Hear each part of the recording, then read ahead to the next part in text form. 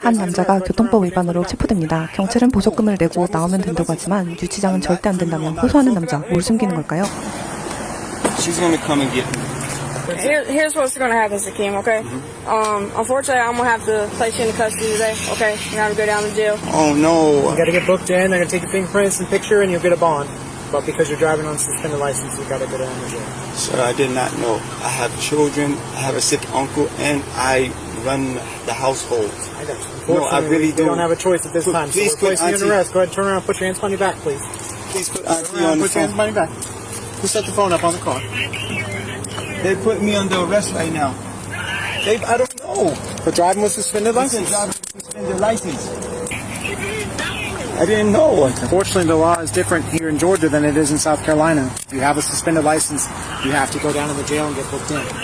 Oh, but sir, can you speak to my aunt? She has. We're on speakerphone. She can hear us right now. No, please speak to her. Yeah.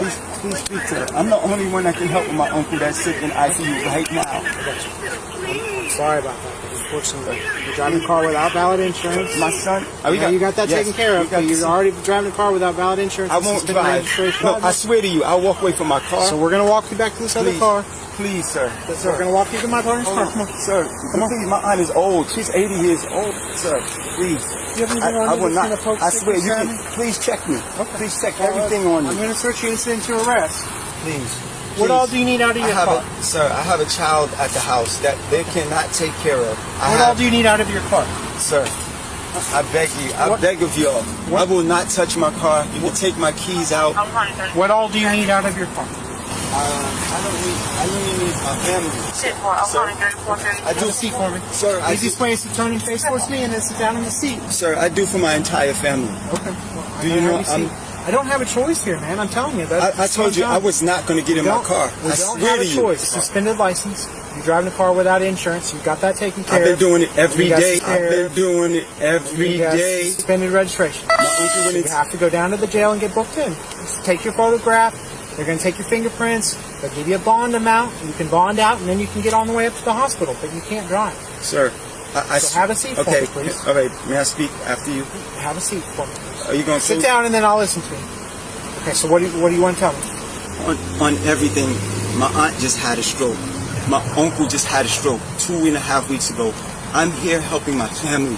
I don't even know who can come and bond me out. I don't even know who can come and bond me out. I'm not a criminal. I'm not a crook. Did you get a ticket or something? I didn't get take care of. I mean, why would they suspend your license in South Carolina? I just found out speaking to the deputy. 그는 어떻게든 유치장형을 피하려 변명을 늘어놓지만 단호박 경찰에게는 전혀 통하지 않습니다. I wouldn't imagine that they'd suspend you for a repossession. But that's what I'm saying. But no information's coming up. I won't drive. Can you slide your legs in for us? You're not going to speak to me? No, unfortunately, I told you. I've already explained my position to you. Oh, this hurts. I don't have a choice.